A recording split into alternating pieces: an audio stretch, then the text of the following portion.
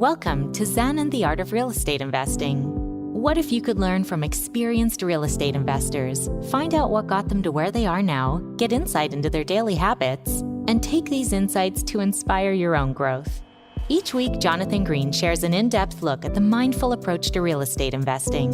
Jonathan is a lifelong real estate investor, advisor, and coach, as well as the founder and team leader of Streamlined Properties. Whether you're looking to start from scratch, get to the next level, or just for a straightforward and honest approach to real estate investing, Jonathan seeks to provide a free mentorship program you can take with you anywhere. Now, here's Jonathan.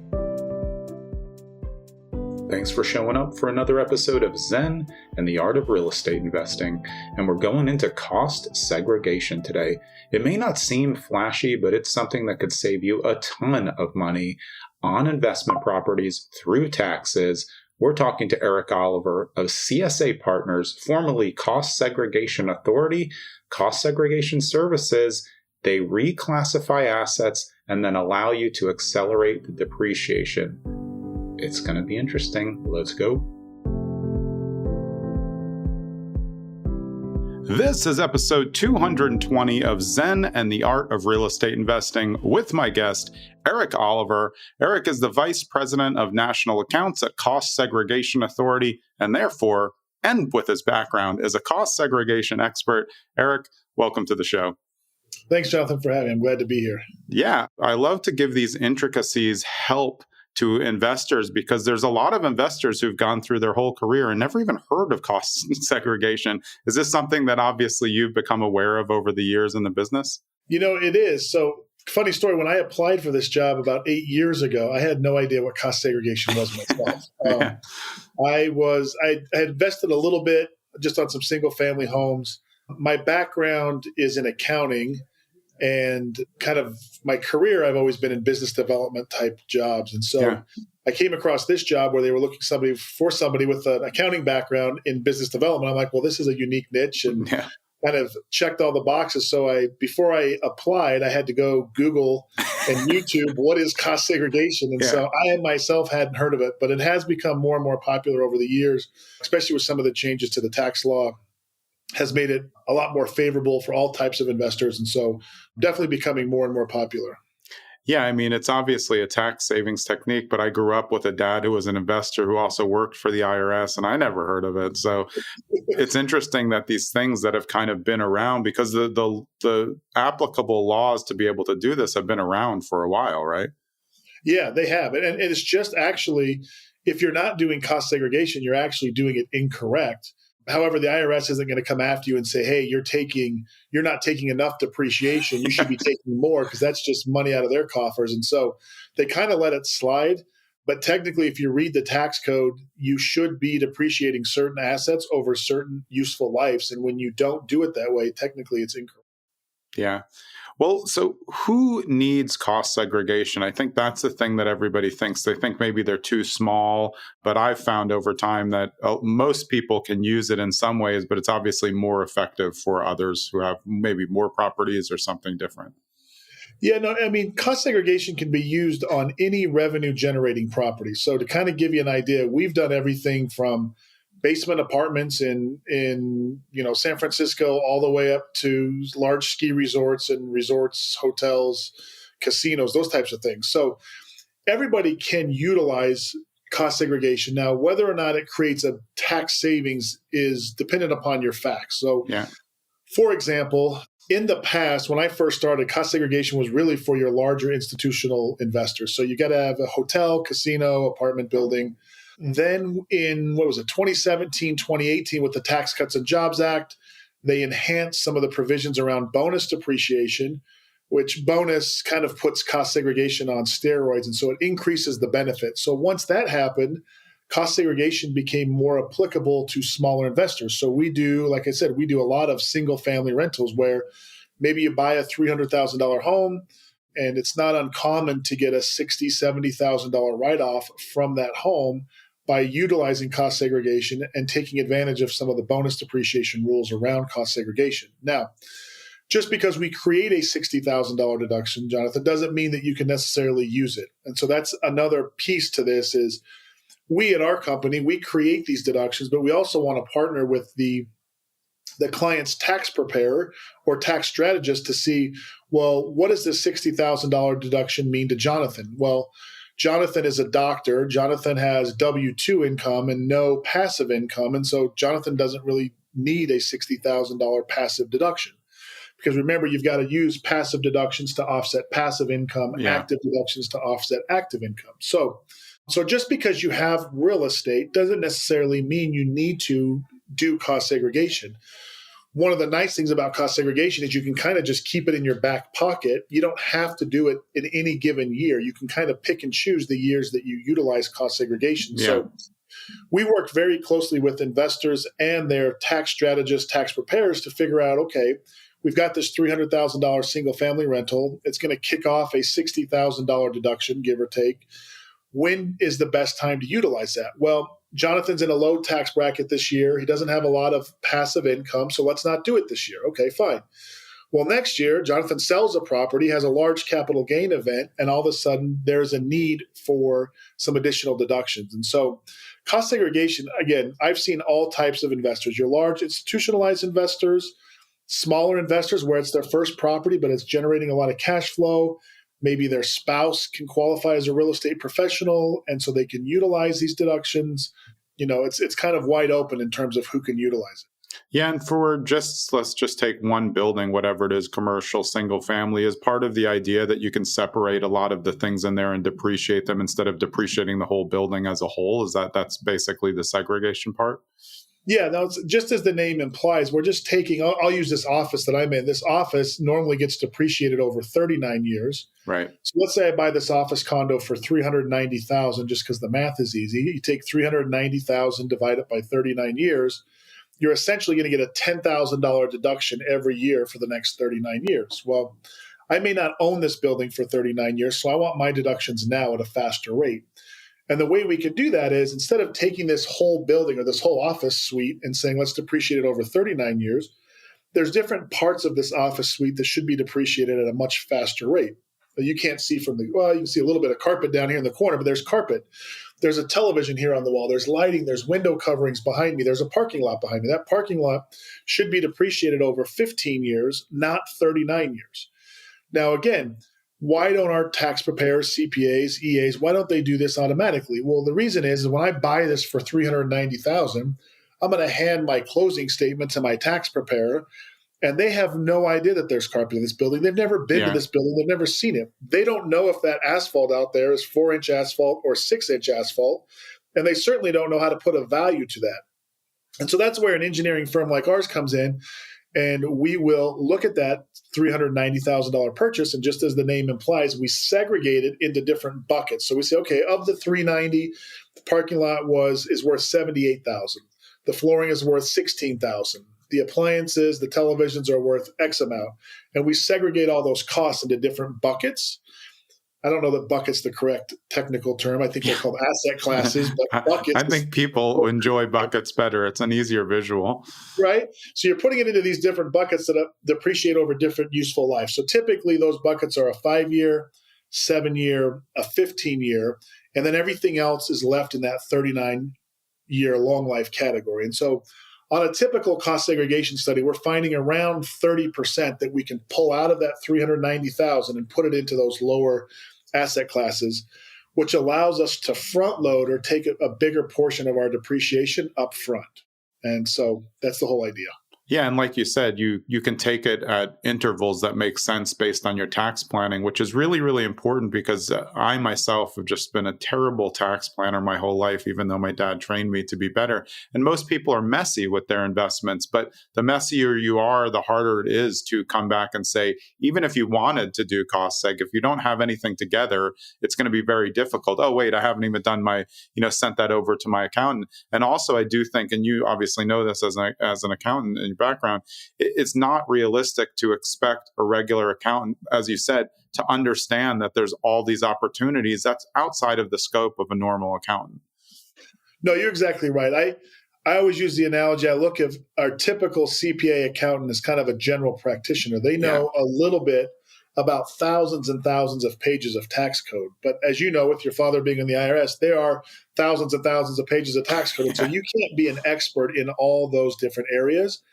And so, people will call me and say, what about earned business income or child tax credits? I'm like, listen, I don't know anything about that stuff. I go very deep in this one category called depreciation, and that's all I do.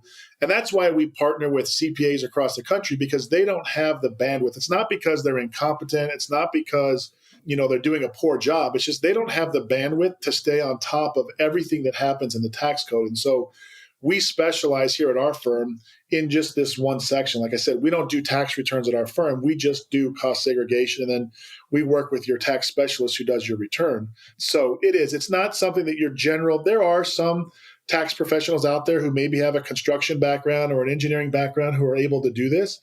But, 99% of the tax preparers out there don't have the expertise. Not only do they not have the expertise, the IRS audit guide tells them specifically that they don't have the expertise to do this correctly. And so you've got to have somebody who understands the tax code, but they also have to understand how buildings are constructed.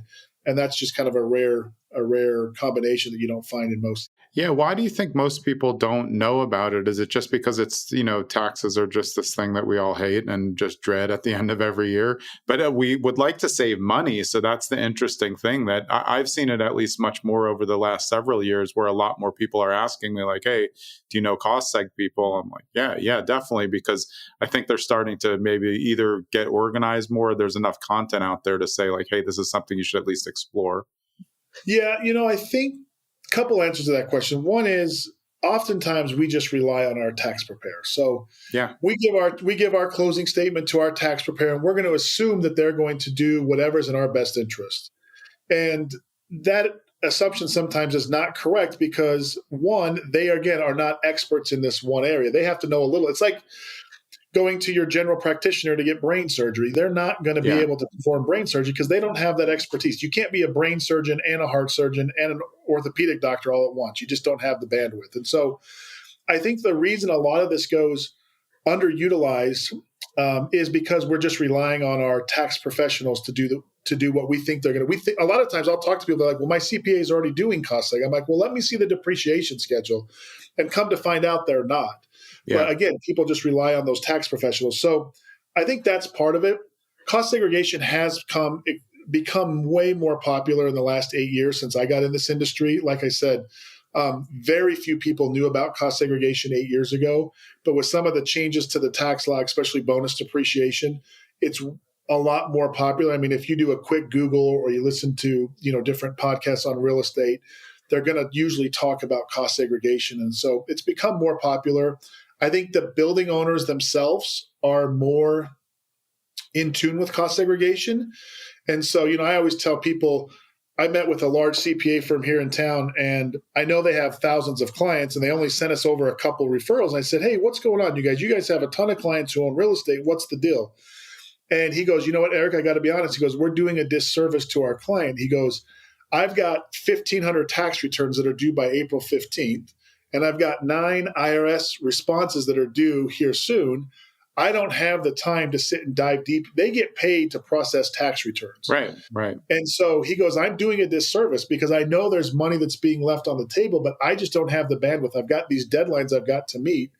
And so I think that's part of it. You got to find somebody who really understands real estate. There's a big difference between a tax preparer and a tax strategist. And I think that as you start to build out your real estate portfolio, it's very important that you're working with a tax strategist, not just a tax preparer. Yeah. And I would say personally, probably 90% of the people we work with are tax preparers. They're just filing taxes. Yeah. They're just taking the papers you give them, the information you give them, they're running it through their computer software, and it's spitting out a number. And they may or may not know about cost seg. Hopefully they do. A lot of them do. But if you don't have somebody who you're meeting with a couple times a year to review your portfolio, to go over, what buildings you're selling, what buildings you're buying, all those different things, then I think you're leaving a lot of money on the table. So it's super important to make sure you're working with a tax strategist versus just that kind of general practitioner, especially as you start to build your portfolio in real estate. Yeah, or both. I mean, get your preparer and Yeah, then sync them, exactly. because I think that makes really sense, because of course neither of us are saying like, oh, accountants don't know what they're doing. It's not their wheelhouse to know everything to excess. That's why Right. you guys, it was interesting when I was on the site, it was very clear on the homepage, like, hey, we're not accountants. We work Right. with your accountants, and that develops a better relationship. It's like you just want specialists. But I can see, I'm sure there's some accountants who kind of feel put off, like, oh, why would you hire a cost seg specialist? I know what I'm doing. But they can't know as much as you guys know, and I think that's where it's important. Sure, maybe if you just have one single family rental, I mean, it could help, but people with apartment buildings, of course, have more things that they can depreciate over time. But from what you've said, it seems like it could be a relevant option for a lot of people, especially because you said, they could keep it in their back pocket for a year where they really need it. Yeah, no, you hit it on the head. We work with, when you think about what we do, sometimes tax preparers will say, okay, well, my client built a duplex. So I have all the receipts, Eric. Why do I need a cost seg? I know what the parking lot costs. I know what the carpet costs because I have these invoices. Well, I think what goes unidentified or misunderstood sometimes is cost segregation is way deeper than just the stuff. Yeah. So I'll give you an example. There's a television here on the wall. You can't see it. That television is a 5-year asset.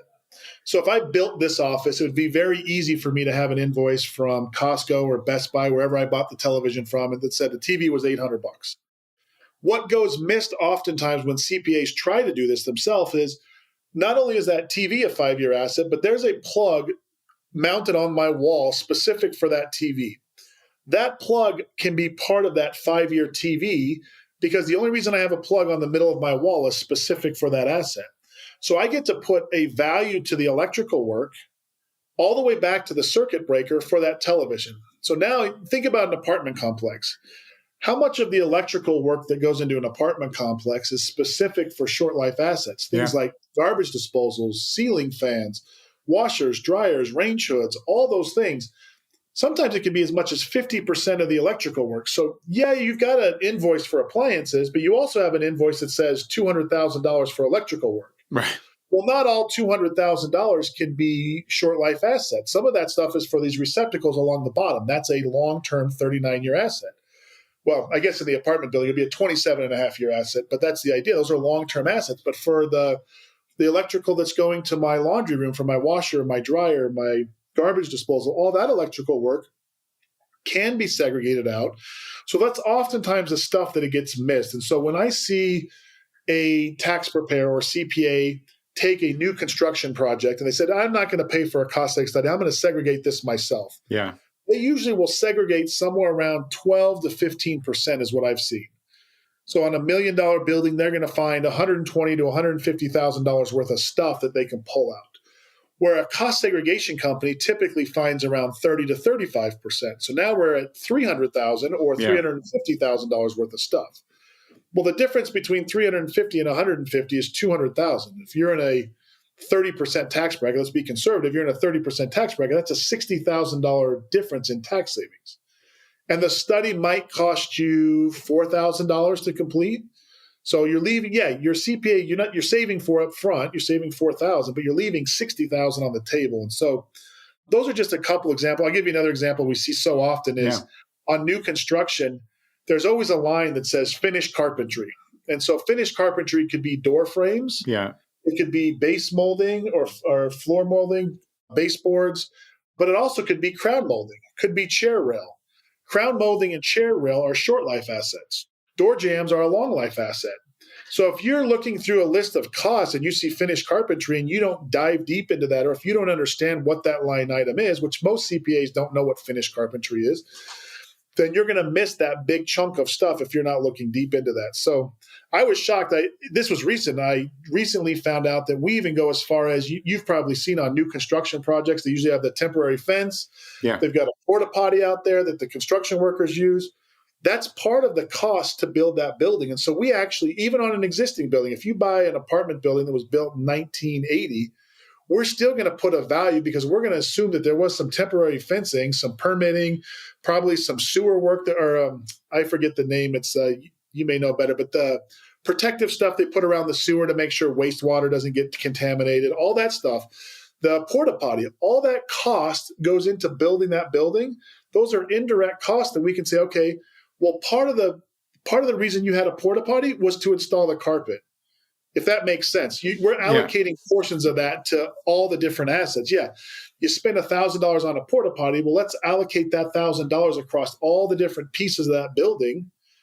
And now all of a sudden we get to take a portion of the porta potty in our cost seg study. So it's not just the physical stuff. There's a lot of indirects and permitting and all those other things that go into cost segregation.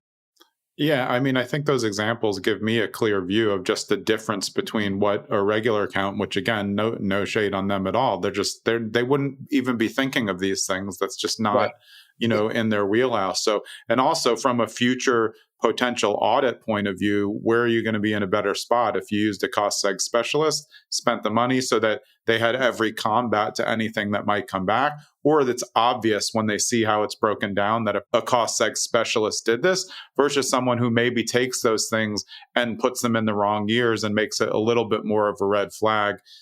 I can see that as possible. Is that something that you see as people who've made mistakes with that as well?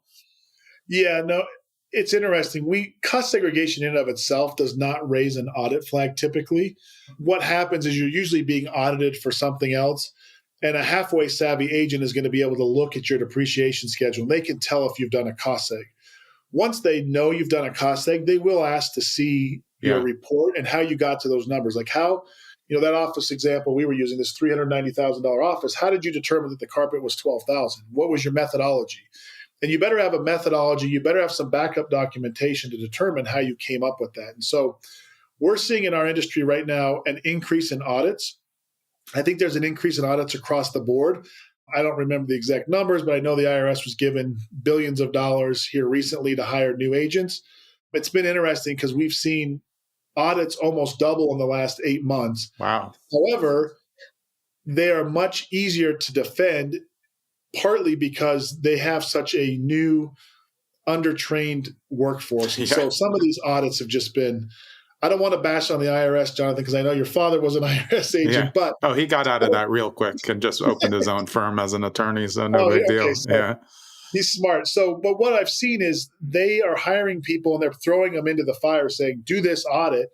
And so we're having to explain what bonus depreciation is. We're having to show them, we had one where there was 3 single-family rentals, and in each of their reports, they asked us the same list of 10 questions. And we're like, well, based off our previous 2 answers, remember the last 2 buildings, you can find that on page 4 of our report. And then they would ask the same question for the 3rd time. Remember, page 4 of our report. So it's just, they've been easier to defend. We haven't had, I think it's, again, they're hiring a lot of new agents. They just haven't been trained up yet.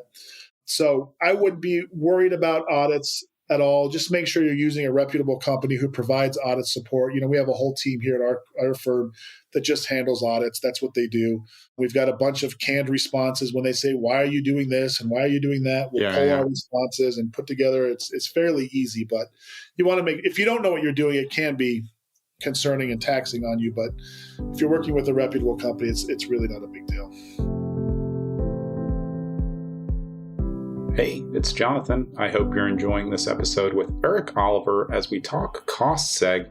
And I'm sure we've talked about it, but cost seg studies identify and reclassify personal property from real property assets to shorten the depreciation time for taxation purposes. This in turn reduces current income tax obligations. If you want to talk to Erik after the show, you can go to csap.com,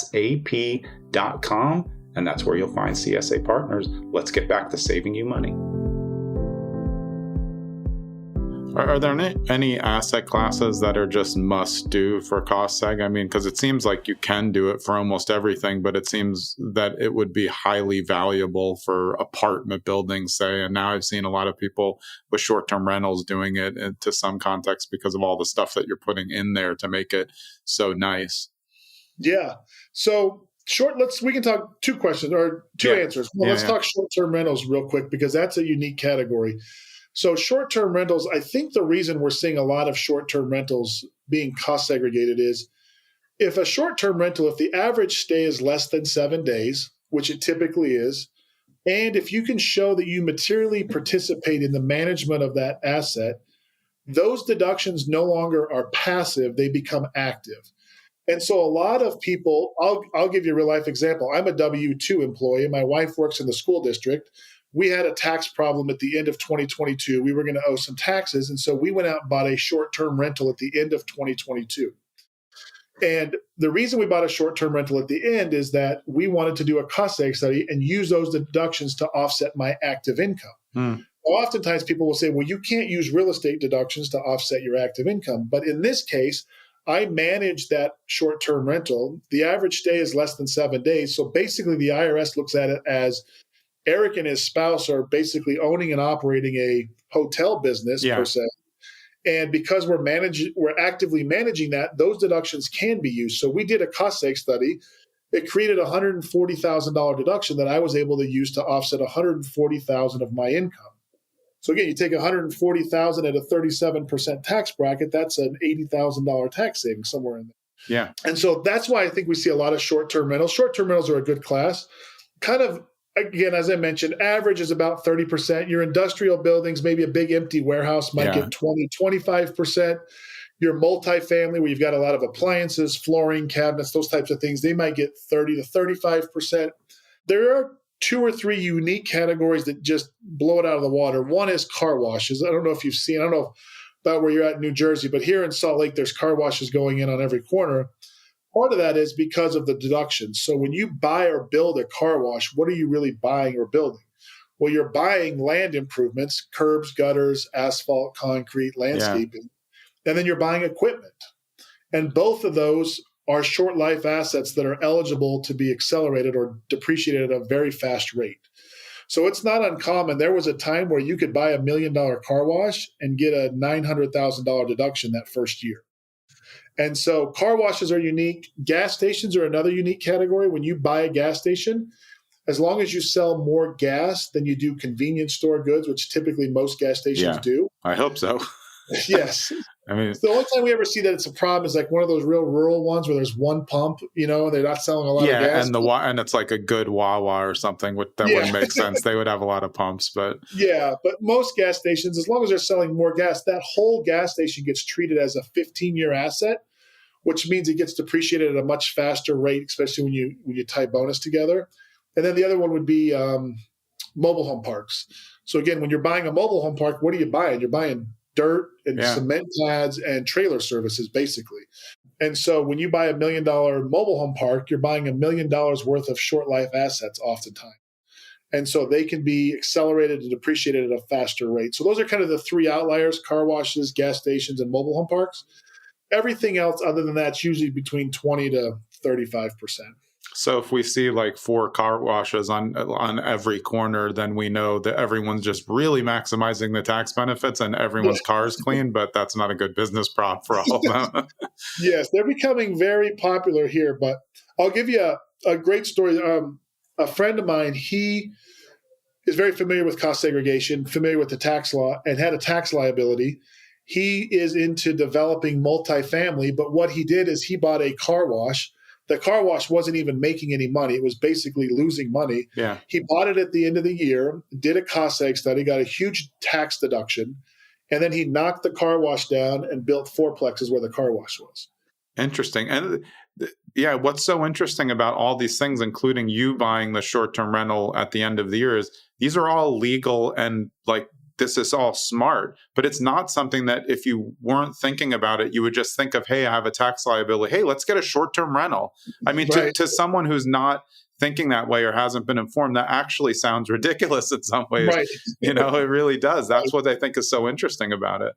Yeah, no, this car wash example where he bought the car wash, got a huge deduction, and then knocked the car wash down, never had to pay any of that recapture back, and then built 4plexes, and then he got to do the cost seg on the 4plexes. Yeah. And so paid very little taxes that year, basically got the land for almost free once all the deductions were there, and was able to build these 4plexes. So there's a lot of ways to utilize depreciation and cost segregation to really maximize your overall return on your investment when you're looking at these different. Yeah, well, let's go back to you because I know you said you got that one. Was it something that you ended up? Were you interested in doing the short term rental, or were you like, hey, this is the like I'm the cost seg guy. This is amazing. You're just thinking like all taxes. Hey, their stay was okay, but whatever. I don't need to put a pinball machine in there. No, we actually still own that. So we bought it in 2022. We still own that property. I'll be honest with you, the property itself, and I knew this going into it, it basically breaks even every year. But I saved about $70,000 to $80,000 in taxes that first year. Yeah. And my down payment on that was $80,000. So I basically got almost my full down payment back. Yeah, it breaks even every year, but it does appreciate. My thing is I'm probably going to hold it for 5 or 10 years. Yeah. It'll appreciate, and then I'll sell it and go find something else. But the other thing that's nice is it's only 2 hours away. It's near a lake, and I get to use it a couple times a year, which is great too. So it worked out well. But it was 95% a tax play when I bought that property because I knew how to take advantage of the tax law. Yeah, but I mean, again, that's what's so interesting about it. You hit the big tax saves, and it doesn't have to generate income. Maybe if you decided you could try to upgrade some stuff to take income, but because of how you did it and where it sits, the break even is actually okay. Like you said, because it's appreciating. But that's because you're looking at your portfolio as a whole, which if we go back to kind of how we started, it's important to set up your team. And that includes a lot of people who can help you understand, hey, look at all the stuff together instead of just one note in each area. And it's not uncommon. That $80,000 I saved in taxes, had I been savvy, I would have then the following year put that down on another property and done the same thing. And so I've seen doctors or high W-2 earners do this short-term rental strategy where they're picking up 2 or 3 houses every year and paying no tax. And so instead of giving that $120,000, $200,000 of taxes to the government every year, they're simply putting that down on a new property. And they're just creating, long-term wealth all within the tax code. Nothing, no gray areas. It's not like they're doing anything illegal. They're just using the tax code to their advantage. Yeah, I've had so many, I've had a lot of CPA episodes as well. And the funniest thing is all CPAs across the board are like, look, the rules are there for a reason. It's just that most people aren't using them. They want you to use them. And the more that you use them and you put them in the right spot, the better your taxes are going to be. I mean, it's just, I'm talking to myself because I'm finally like kind of in order. But as we've been saying, it's just a lot. I think someone would think in their head, oh, why would I spend $4,000 on cost seg? And then you're like, well, you could save $60,000 on not even a giant property. That's crazy. Right. Yeah. No, it definitely is. It's I don't remember. I heard somebody else say this, so don't hold me to this. It's something like, there's thousands of pages of the tax code, and only very few pages actually tell you what you have to pay taxes on. Everything else is there to tell you how not to pay taxes. Exactly. Right. The government uses the tax code to incentivize us to do whatever it is they want. So if they want us to build energy efficient homes, there's all these credits out there for building energy efficient homes. Yeah. If they want us to buy more real estate, they give us these incentives, this bonus depreciation to incentivize us to go buy it because it helps the economy in a number of different ways. And so they use the tax code to get us to do what they want. And it's just important that we're able to understand that, work with somebody who understands it, whether it's a tax preparer or whomever, to make sure you're taking advantage of it. Because a lot of money is left on the table when it comes to taxes. People are paying a lot more taxes than they should simply by not fully understanding the tax code. Yeah, I'm going to ask a couple questions for my listeners. Of course, they're for me as well. But I think these are things that maybe people might ask. Can you do a cost seg across multiple properties as one major cost seg, or are they all separate as each? Even, I mean, of course, a multifamily would be as one thing. But say you own, 4, single family rentals. Can you pack those together, or are they all separated? That's a good question. It depends. So it depends on how risk adverse you are. Technically, they should all be done separately because you probably, even though all the buildings may be similar, you maybe have a different size lot. One lot has a bigger driveway or more grass. You probably save more money doing them separately. I'm just thinking like what the listeners might be thinking, like, hey, can I get a package deal here or something? Yeah, no, as far as like deals go, there's definitely some economies of scale. Like there's always some price discounting when you've got 4 or 5 properties. Yeah. But we've had some people bring portfolios where they bought, 60 properties in Oklahoma all at once. They're like, hey, these are all 3-bedroom, 2-bath, all on the same street. Yeah. Can we just do one cost seg and apply those percentages to everything? The answer is there is a modeling technique that the IRS allows for. It does require that at least 50 individual studies be done, and then you take the averages of those 50 and you can apply it. So that excludes most cases. But I have seen, I don't know if I should say this online. Well, I have seen cases where people will do, I've got, for example, maybe they're building a row of townhomes, and I'm going to buy 4 or 5 of them as investment properties. They all got the same finish. They're all on basically the same size lot. It's not uncommon for somebody to do one cost seg and apply those percentages to all 4. Yeah. Now, you take the chance that if you were ever audited, the agent may say, hey, I only see one cost seg. Where's the cost seg for these other 3 buildings? And then you're going to have to go pay to defend it. Yeah. The chance of being audited is super slim. Like I said, it's increasing a little bit, but that's probably a risk that I would be willing to take, but not all investors are, as risky as I am, for example. There's some who are more conservative. And so the right answer, to be correct, you should have a cost seg study done on every individual asset. Now, again, there's a lot of investors who will take one, especially when they're very similar, and apply it across multiple buildings. That makes sense, because even if you got caught, it's pretty easy to defend because you would just do basically the same cost. You have to pay for the study, and it's going to be the same results. It's not like it's not like you're trying to say there's carpet when there wasn't carpet. It's just that, there's carpet there. Now you just have to get a report that shows the pictures and the dimensions of the carpet. It's not anything nefarious, but so it depends is the answer. It depends on how risk adverse you are. Depends on your specific situation, but technically you probably should get a study done on every property, but there are some opportunities there to do some modeling. And you can only do a cost seg on properties that are producing income. So someone who has their primary residence can't somehow pull a cost seg on their primary residence. Am I right on that? Correct. Yeah, it's got to be producing revenue because you can only depreciate revenue generating assets. So you don't get to depreciate your primary residence. Yeah. So if you have a primary, though, and you have an ADU in the back and you're renting that out, you can do a cost seg on the ADU, just like you said, you have done basement units before. Because that's an interesting one now with the ADU regulations getting, especially out in the West Coast where you are, much more lenient because they need more housing. That's going to be a great option for people who, already have, like I have a detached, accessory dwelling unit. I don't rent it, but if I did, it would be like, hey, that's a great windfall to have that there. Yeah. And it's already existing for a lot of people. Yeah, no, we're seeing a lot of ADUs, especially in California specifically, but we see a lot of ADUs where people are putting second units in a backyard. And you can absolutely cost seg those. They live in the front unit. You can cost seg the back unit. Yeah, so, I mean, in the San Diego area, they're putting fourplexes in the backyard. They're being very gracious with what they're allowing because they really need the housing. And I mean, just imagine that windfall. You're living in a small single family and just drop a nice fourplex in the back. Right. Your taxes are going to look pretty solid for a while with that.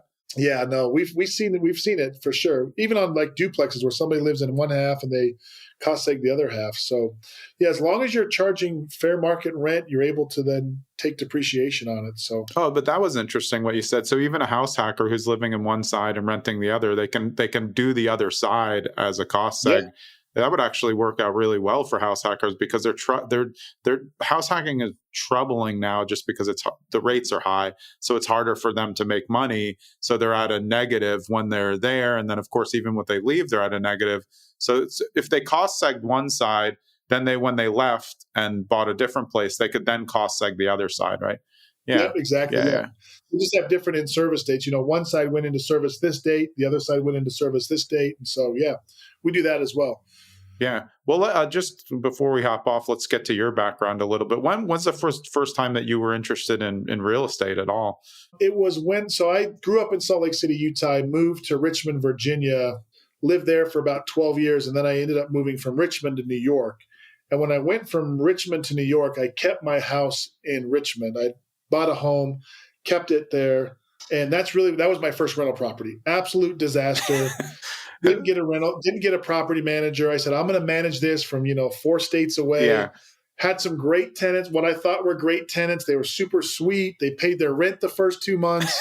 And then they started getting garnished because they hadn't paid their rent at their last place. And so once they started getting garnished, then they couldn't pay my rent. Yeah. So then I'm up in New York and I'm calling them, telling them what's going on. No one's answering the phone. I finally had to drive down from New York down to Virginia, down to Richmond. And we ended up having to evict those guys. So long lesson learned. My first real estate experience was awful, but I learned a lot of lessons. Typically, the way I have to learn is by experience. And so I had to learn the hard way. But once I did that, I realized shortly after I did that, I moved to Utah and got this job. And that's really when I got excited about it, because I started realizing how many opportunities, how much of an opportunity there is in real estate. The government really gives us some very good regulations and laws around real estate that are very beneficial.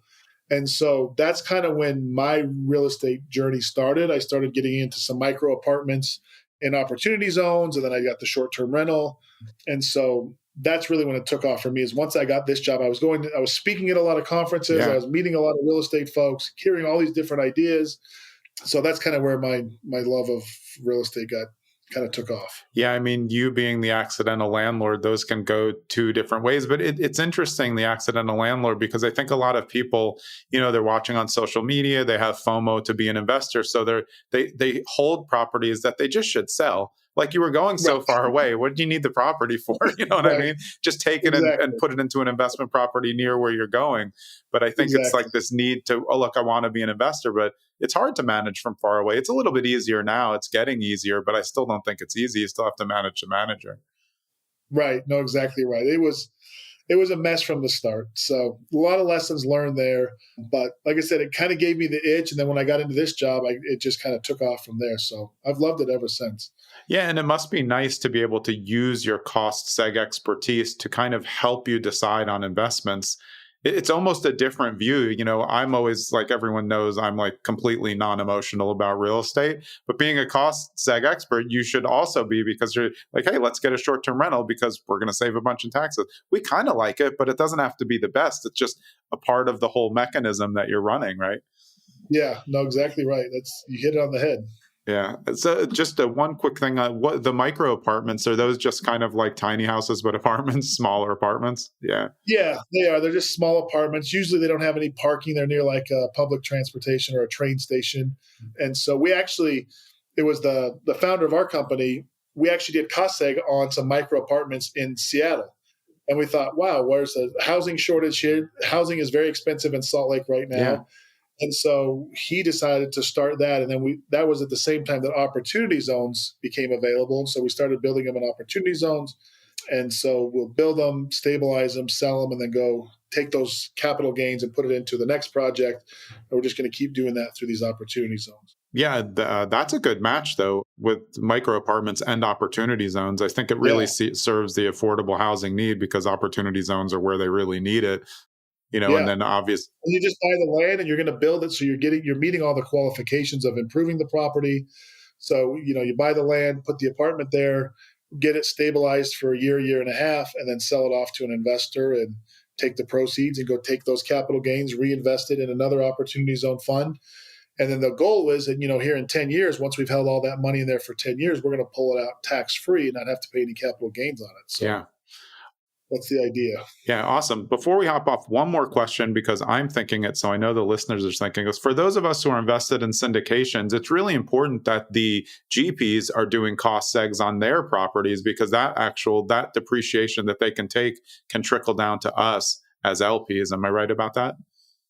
Yeah. Typically, it just flows down through the K1. So you'll get a K1 with a big negative number that says, hey, you made negative $80,000 on your investment. You take that $80,000 and offset income from somewhere else and pay no tax on that. Yeah. So it's definitely important that and most good syndicators, they're doing cost seg. They should be if they're not. Yeah, but a good tip for people who are looking to get into syndications, and we always say you want to vet the operator. That's a great question to ask. Are you planning on doing a cost seg? Because the savings for everybody across the board is going to be huge on that. Yeah, absolutely. Awesome. Erik, is the best place for people to find you and your company at costsegaauthority.com? Yes. Yeah. Just visit our website, www.costsegaauthority. We do free benefit analysis. If anybody's got a property and they want to know if it's a good candidate for cost seg, we can run some preliminary numbers free of charge, give you an idea of what the expected tax savings would be, as well as what our fee would be. My contact information's on there. Please use this as a resource, guys. If you call me and ask me about child tax credits and earned business income, I don't know anything about it. I'm going to refer you back to your CPA. But if you have any real estate or depreciation questions, use this as a resource. I think the weirdest question I've been asked is how to depreciate mule deer at a breeding facility in Wisconsin. And I, again, didn't know the answer, but I've got people here who knew the answer. And so we were able to get the answer for them. So, someone's an expert in that too. I mean, this just goes with the territory. So use this as a resource, you guys. Please don't hesitate to reach out. Awesome. Well, I really appreciate it. I think it's been a really informative episode, and also one that can save people a lot of money. But I think if they can take one overlying theme away from what we're talking about, it's like just get a team together that is focused on looking at your whole portfolio and maximizing it, because these ideas that you've given can work for so many different types of properties that I didn't even think that it could be applicable to. So I think it's been great. I really appreciate you spending the time. No, I appreciate it. Thanks, Jonathan. Yep, my pleasure. That was Erik Oliver of Cost Segregation Authority. Again, you can find them at costsegaauthority.com. I'm Jonathan Green. We'll see you next episode. Thanks for sticking around to the end so you can get a preview of who's coming up on episode 221 of Zen and the Art of Real Estate Investing. And it's Mark Helm, and his site is going to tell you all you need to know. It's called Creating Wealth Through Self-Storage. He's a commercial real estate agent who began specializing in self-storage in the mid-90s. We're talking old school storage before you even knew about it. So buckle up for next episode